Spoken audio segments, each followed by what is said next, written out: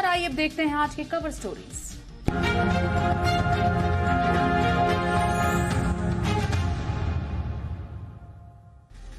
AI यानी artificial intelligence के बढ़ते दायरे और डेटा की सुरक्षा और गोपनीयता को लेकर हमेशा से ही सवाल उठते रहे हैं। ऐसे में भारत सरकार अब डिजिटल पर्सनल डेटा प्रोटेक्शन 2023 पर एक नया ड्राफ्ट लेकर आई है, जिसमें यह कहा गया है कि एआई कंपनियां पब्लिकली उपलब्ध डेटा का इस्तेमाल अपने चैटबॉट में नहीं कर सकेंगी। उम्मीद जताई जा रही है कि इस मॉनसून सत्र में इस ड्राफ्ट को पास भी कर दिया जाएगा, जिसके बाद ये कानून बन जाएगा। यानी अगर कोई कंपनी अपने एआई में निजी डेटा का इस्तेमाल करेंगी तो उनके खिलाफ कानूनी कार्रवाई की जा सकेगी।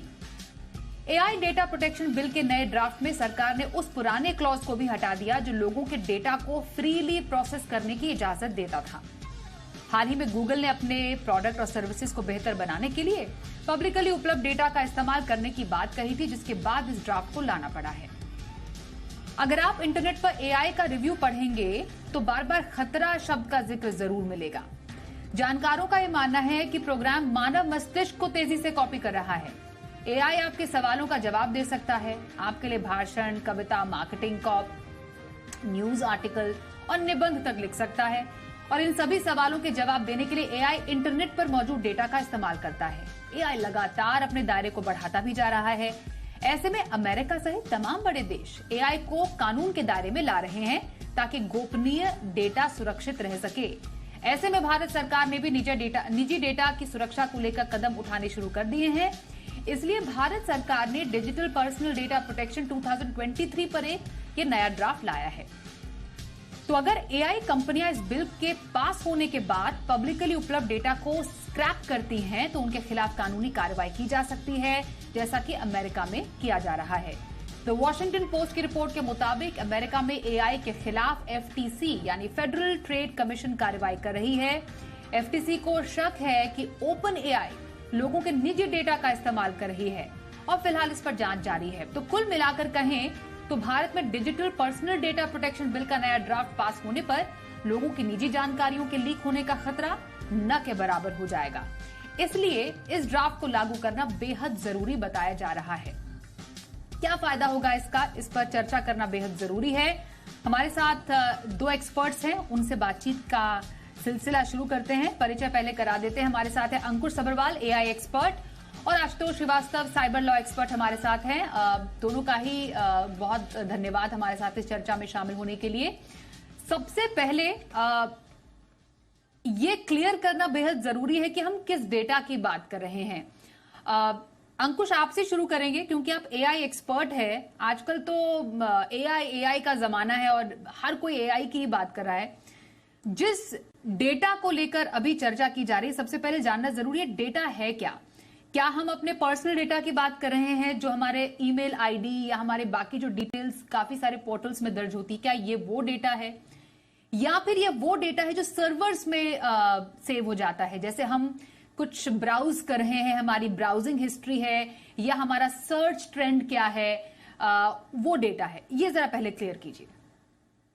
बिल्कुल, thank you Swati for having me here. Data generally जब हम डेटा प्रोटेक्शन की बात करते हैं और प्राइवेसी की बात करते हैं तो PII जो शब्द है, पर्सनल आइडेंटिफाइंग इंफॉर्मेशन, मतलब ऐसा डेटा, ऐसी इंफॉर्मेशन जिससे पर्सन आइडेंटिफाई होता है। सपोज अगर फोन नंबर है, अगर सिर्फ फोन नंबर है तो वो PII नहीं है, उससे पता नहीं चलता कि किसका फोन नंबर है। कोई भी अगर 10 डिजिट नंबर होगा, किसी ना किसी का तो होगा, राइट। अगर उसके साथ नाम जुड़ जाता है या ईमेल जुड़ जाता है, राइट, जिससे पर्सन आइडेंटिफाई हो जाए, पर्सनली आइडेंटिफाइबल इंफॉर्मेशन, तो उस डेटा की बात हो रही। तो पहले क्या था कि जो बिल में कि अगर पब्लिकली अवेलेबल डेटा है, चाहे वो PII है, तो हम उसको यूज कर सकते थे। तो अब ये है कि अगर वो PII डेटा है, जो पर्सनल डेटा है, और अगर वो पब्लिक डोमेन में भी है, स्टिल जो ओनर है तो उससे परमिशन लेना जरूरी है। जो AI कंपनीज डेटा स्क्रैप करती हैं उनके लिए, जो स्क्रैप करके यहाँ अज्यूम किया करते हैं कि चैटबॉट बनाती हैं या बाकी कोई एप्लीकेशन बनाती है, तो उस PII डेटा की बात हो रही है।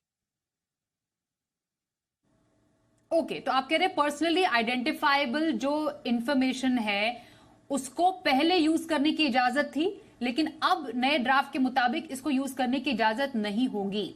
इस पर थोड़ा सा और क्लैरिफिकेशन आशुतोष आपसे लेते हैं। आप साइबर लॉ एक्सपर्ट हैं। कैसे कंपनीज हमारे, जो हम पीआईआई जिसकी हम बात करें, पर्सनल आइडेंटिफाइड जो इंफॉर्मेशन है उसका इस्तेमाल किया जाता था, कहां कहां पर ये डेटा यूज होता है? आशुतोष ये बताइए, ऐसा कौन सा डेटा है जो हम फीड करें जो कहीं पर जिसका गलत इस्तेमाल भी हो सकता है? इसके बारे में लोगों को क्लैरिटी होना बेहद जरूरी है। देखिए, जैसे कि मेरे जो फ्रेंड हैं उन्होंने भी बड़े अच्छे से बताया, जो आइडेंटिफाइड जो डेटा है उसके बारे में बात हो रही है। और देखिए, जो पब्लिक डोमेन में जो भी डेटा अवेलेबल है, जो लोगों का डेटा है ऑलरेडी, चाहे उनके पर्सनल डॉक्यूमेंटेशन से रिलेटेड हो या उनके कोई भी अकाउंट से रिलेटेड हो या कोई भी उनका पर्सनल डेटा हो, जो या तो सोशल मीडिया साइट्स पे या कहीं पे अवेलेबल हो, वो जो डेटा है उसको अगर एआई पहले यूज कर पाता था, तो उसका ऑब्वियसली अगर वो किसी के हाथ लगता है या वो डेटा लीक होता है या उसका कोई मिसयूज करता है, तो ये इसको रोकने के लिए जो है इसको एआई के दायरे से निकालना जरूरी था और उसको रेगुलेटरी अथॉरिटी के अंडर लाना जरूरी था। और ये जो बिल बनाया गया है अभी, डीपीडीपी जो बिल जो हम जिसकी बात कर रहे हैं, और डेटा प्रोटेक्शन पहले इंडिया में नहीं होने की वजह से, लॉज नहीं होने की वजह से ये सारे इश्यूज हो रहे थे, सारे प्रॉब्लम्स लोग फेस कर रहे थे। उसको कहीं ना कहीं दूर करने के लिए, उसको कंट्रोल करने के लिए इसको लाना जरूरी था। और जो एआई जिसको एक तरीके से पूरा खुला छूट था कि वो कोई भी डेटा को वो इस्तेमाल कर सकता है, उस पे भी लगाम लगाना जरूरी था। और इसी के लिए जो है इसमें कानून में जो है प्रोविजन लाया गया कि आप इसका इस्तेमाल जो है पब्लिक डोमेन से आप नहीं कर सकते हैं, क्योंकि ये पब्लिक का एक तरह से प्रॉपर्टी है, ये उसकी पर्सनल इंफॉर्मेशन है, डेटा है। अगर वो कहीं किसी के हाथ लगता है या बाहर जाता है, तो हो सकता है कि उससे काफी नुकसान हो। हमने कितने सारे साइबर क्राइम्स के मामले हमने देखे हैं, जो हमने टाइम टू टाइम जो है रिपोर्ट भी हुआ। आपके चैनल ने भी बहुत सारा दिखाया, कितने सारे एफआईआर्स हुए और कितने सारे इन्वेस्टिगेशंस इसके ऊपर हुए हैं कि किस तरीके से जो है फंड्स का भी ट्रांसफर यहाँ से वहाँ डेटा का यूज करते हुए। क्योंकि आज की डेट में बहुत सारे डॉक्यूमेंट जो हैं वो बैंकिंग डॉक्यूमेंट या फिर किसी भी तरीके का जो ट्रांजैक्शंस होता है उससे रिलेटेड भी डॉक्यूमेंट्स अवेलेबल हैं। और उन अवेलेबल डॉक्यूमेंट्स से या इंफॉर्मेशन का जो है गलत इस्तेमाल ना हो, इसलिए कानून में ये प्रोविजन लाया गया है। Okay, okay. एक एक बात, दो तीन बातें यहां पर क्लियर करना बेहद जरूरी है। अंकुश, एक बात बताइए, एक हो गया फाइनेंशियल फ्रॉड, मतलब हमारे जो डॉक्यूमेंट्स हैं, मेरे कुछ ऐसे डॉक्यूमेंट्स हैं जिससे कि मेरे साथ फाइनेंशियल फ्रॉड हो सकता है। मेरी जो बहुत ही निजी जानकारी है, मेरी बैंक डिटेल्स की, बैंक अकाउंट से जुड़ी हुई, वो किसी तरह लीक हुई और वहां पर मेरे साथ फ्रॉड हुआ। ठीक है। दूसरा हो गया मेरी प्रोफाइलिंग करना, मतलब एक एआई है, वो मेरी प्रोफाइलिंग कर रहा है, मैंने क्या सर्च किया, मैं क्या खरीदना चाहती हूं, मेरे इंटरेस्ट क्या है। बेसिकली एक जो हम एनालिटिक्स देखते हैं यूजुअली, कि मेरी प्रोफाइलिंग करके मुझे वो सब परोसा जा रहा है जो कि शायद मैंने पहले इंटरेस्ट दिखाया था उसमें, या फिर अचानक से मैंने कुछ खरीदने के लिए इच्छा जाहिर की, मैंने कुछ को सर्च किया और कुछ टाइम के बाद मुझे उसके एड्स आने लगे, या फिर मुझे कॉल आने लग गए कि आपको क्या फलाना लोन चाहिए या कुछ भी चाहिए। क्या ये इस पूरे एआई जो हम डेटा प्रोटेक्शन की बात कर रहे हैं, क्या ये उसमें आता है अंकुश? इसमें आता है, लेकिन मुझे लगता है कि अब वो इतना इशू नहीं है, क्योंकि ऑलमोस्ट सभी कंपनीज ने उसमें चेक लगा दिया है कि अगर आप देखो कोई भी वेबसाइट में जाओ तो एक प्राइवेसी या कुकी स्टेटमेंट आती है, एक छोटा सा एग्रीमेंट आता है, आप एग्री करते हो, एक्सेप्ट करते हो। तो जनरली जो प्रोफाइलिंग है और जो रीमार्केटिंग के लिए हमारी सर्च हिस्ट्री और सब कुछ जो स्टोर किया जाता है, वो कुकी के फॉर्म में स्टोर किया जाता है। एक टेक्स्ट इंफॉर्मेशन आपके कंप्यूटर में ही डाली जाती है। तो वो आता है, उससे उसकी सिर्फ कंसेंट लेनी होती है। एज पर जो बिल है, जीडीपीआर में ऑलरेडी वो लॉ है, तो जिसमें कुकीज जो स्टोर करने का, आप देखोगे वेबसाइट पूछती है कि हम कुकी स्टोर कर रहे हैं, उसमें कुछ वेबसाइट्स काफी डिटेल में देती हैं, आपका नाम यूज कर रहे हैं, ईमेल आईडी यूज कर रहे हैं, and we are using for such purpose. तो वो कंसेंट ऑलरेडी लोग, वेबसाइट्स, कंपनीज ले रही हैं। तो मुझे नहीं लगता उसमें कुछ चेंज होगा। Of course that's part of the bill, और वो कंसेंट बिल में यही है कि कंसेंट लेना है, तो कंपनीज ऑलरेडी कंसेंट ले रही हैं जनरली। तो बिल का पार्ट है, लेकिन उसमें कुछ प्रैक्टिकल चेंज मुझे नहीं लगता होगा। तो मेजर चेंज यही है कि जो एआई कंपनीज या जो सर्च इंजन या क्रेडिट एजेंसीज मुझे एक बात बताइए प्लीज, मैं आपसे इसी से जुड़ा हुआ एक बात जानना चाह रही हूँ कि आपने कहा कि कुकी सेटिंग होती है, आप उसको अग्री या नॉन अग्री करते हैं। जितना हमें मालूम है कि आप उसको क्लिक करते हैं कि कुकी सेटिंग्स में यस और नो बेसिकली कंसेंट देते हैं, जिसकी आप बात कर रहे हैं। मानिए हमने कुछ मेरा एक हिस्ट्री है, मैंने क्या क्या सर्च किया, ब्राउजिंग हिस्ट्री है, उसको मैंने डिलीट कर दिया मानिए अपने सर्वर से, तो अपने सिस्टम से, सॉरी, क्या वो पूरे सर्वर से भी डिलीट हो जाता है? मतलब गूगल अपने सर्वर से इसको टोटली डिलीट कर देता है?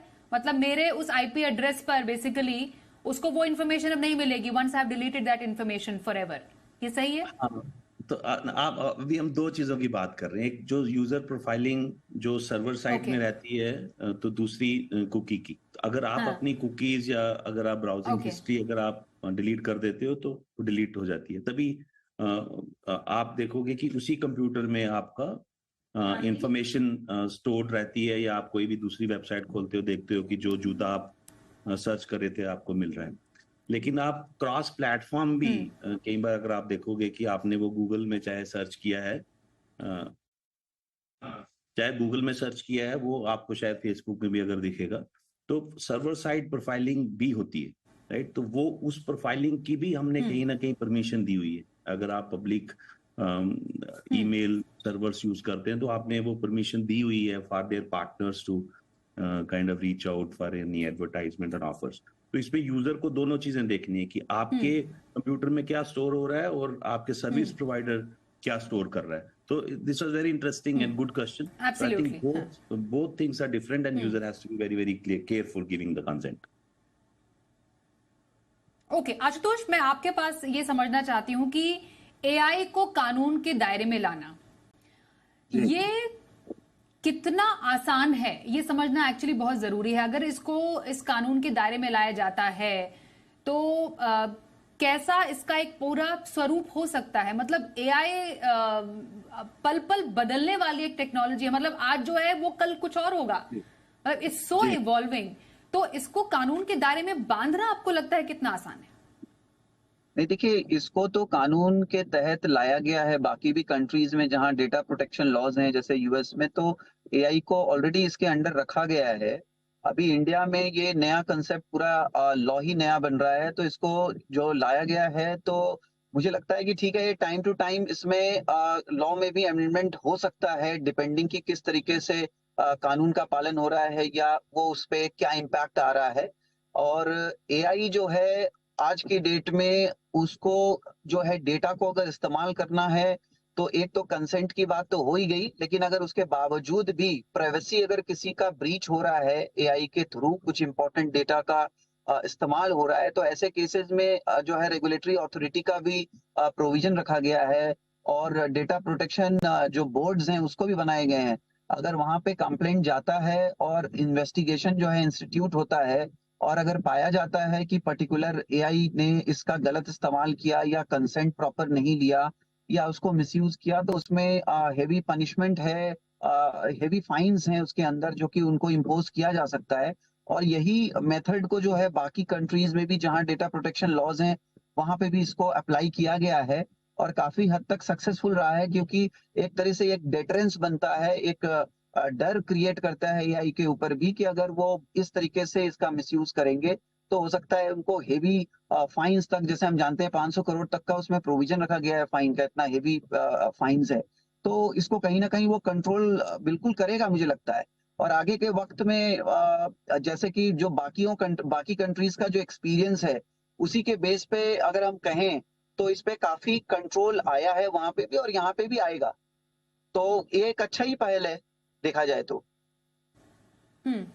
बिल्कुल। अंकुश, आप एक बात बताइए, क्योंकि आप एआई एक्सपर्ट हैं, आप इसके फ्यूचर को समझते हैं, हमें मालूम है कि future is AI, artificial intelligence से आगे आने वाले टाइम में बहुत सारी चीजें चलने वाली हैं, पर ये दो धारी तलवार है। इसके जितने फायदे हैं उसके पॉसिबल शायद डीमेरिट्स भी हो सकते हैं।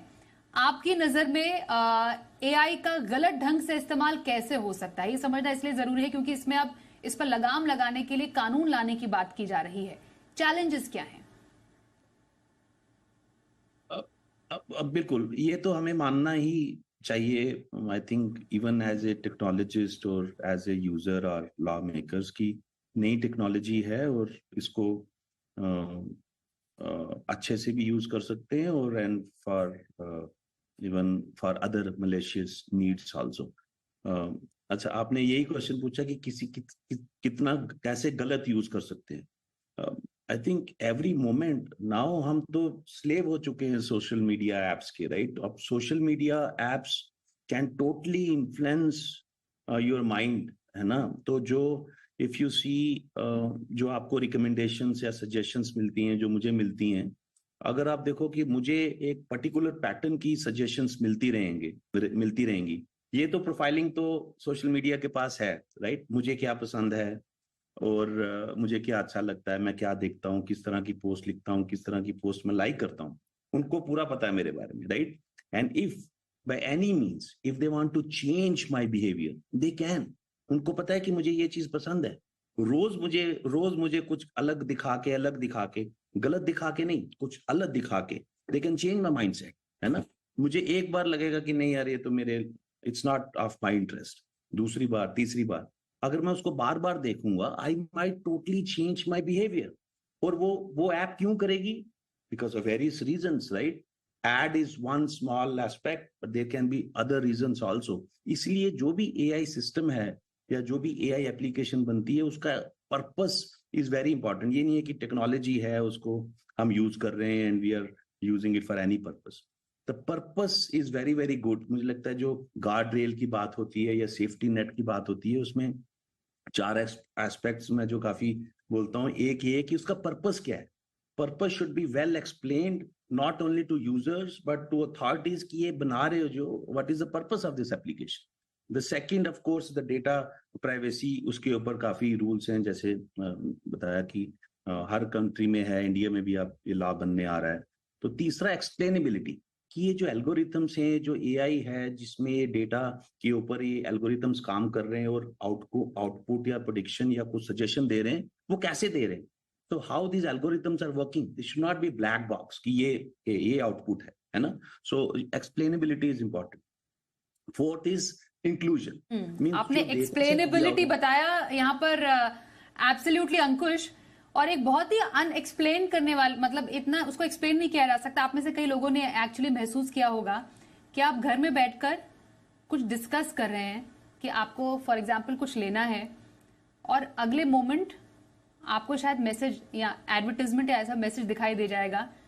फिर आपको लगेगा हमने तो सर्च भी नहीं किया था, हमने सिर्फ डिस्कस किया था इसके बारे में। This can not be explained actually.